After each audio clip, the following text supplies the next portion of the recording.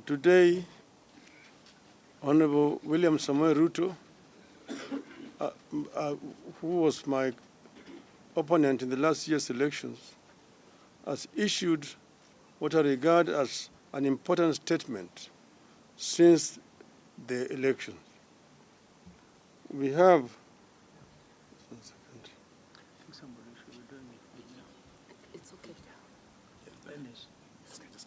We have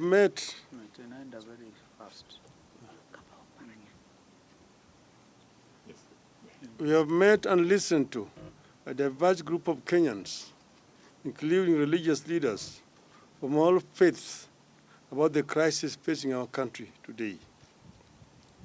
They have implored us to give dialogue, especially during these holy periods of Easter and Ramadan. It is in this context that we make this counter-offer to Hon Ruto's call for dialogue. Mr. Ruto has asked me and Azimio to enter into a constitutional, open-ended, and binding dialogue with his government to find a resolution to the issues that we in Azimio have raised about the last year's election and the key governance and cost of living issues facing our country. As Kenyans know, we disputed the 2022 election results declared by the then IBC chairman, Wafula Chebukati, and a minority of 2 commissioners against the express decision of a majority of 4 commissioners to reject those results. To our consternation, the Supreme Court unfortunately agreed with the IBC. We refuse to accept the ruling of the Supreme Court as biased and lacking in proper jurisprudence. Since then, we have widely consulted with the people of Kenya throughout the width and breadth of this great country of ours. We have held rallies and more recently demonstrations in Nairobi and elsewhere. We believe that the people of this country understand the danger we face as a country. In our view, elections are sacred because they must represent the true voice of the people. We have raised the key issues that we face as a country, including the electoral injustice, the cost of living, the legitimacy of the IBC, the opening of the server for a forensic audit, the savage attacks on media and innocent civilians by the police, and the viability of our democracy, including buying off of members of parliament. We have said that members of parliament, once elected in political parties, must carry that mandate for the rest of the life of that parliament.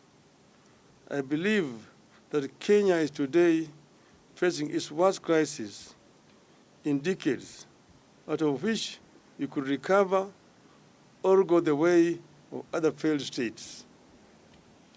As leaders, it is our responsibility in Azimio,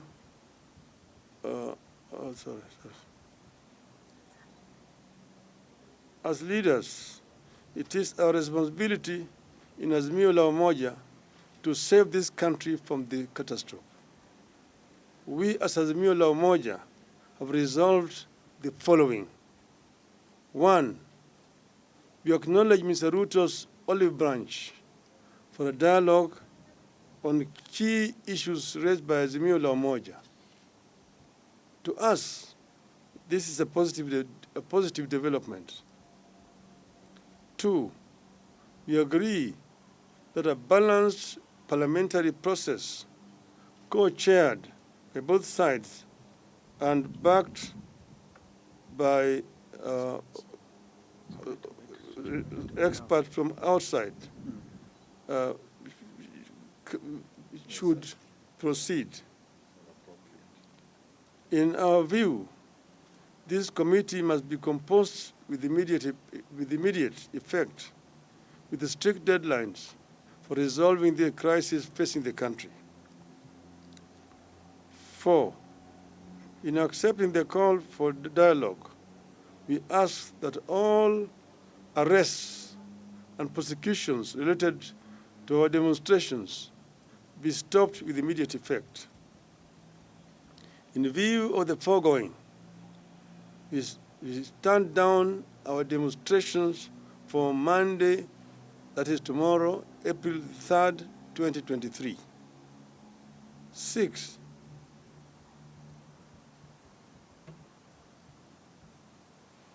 but in doing so, we want to emphasize that the right to assemble, to demonstrate, petition, and speak are ironclad as provided for in our Constitution. 7, therefore, we reserve our rights to call for demonstrations should this process not bear fruit. Should there be no meaningful engagement or response from Hon Ruto to our counter-offer, we resolve to resume our demonstrations after 1 week. We have said several times that demonstrations, picketing, processions, petitions are enshrined in our Constitution, and therefore they are not criminal. We have also said that we as Azimio have never organized criminals to vandalize businesses of innocent, hardworking Kenyans. This is the work of our distractors. Our distractors have all the times tried to show these demonstrations as being violent and aimed at destroying businesses of other people. We want them to desist from doing so. And we want to underscore the point that demonstrations are a fundamental right of each and every Kenyan.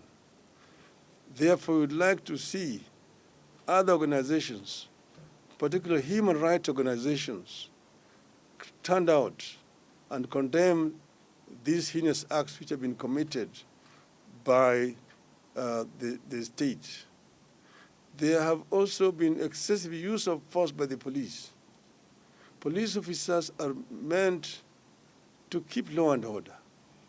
But if you find a situation where police officers are using live bullets against unarmed civilians, it is, of course, basically a reckless police force which wants to cause life, which they are supposed to protect. We actually protest in the strongest terms possible about this violation of the fundamental rights of our people. We say that we are ready to embrace dialogue and that we will engage as long as Mr. Ruto and his team are ready to engage. We as Azimio are ready because we want a peaceful resolution to the differences that we are having in this country. We want to strengthen our democracy.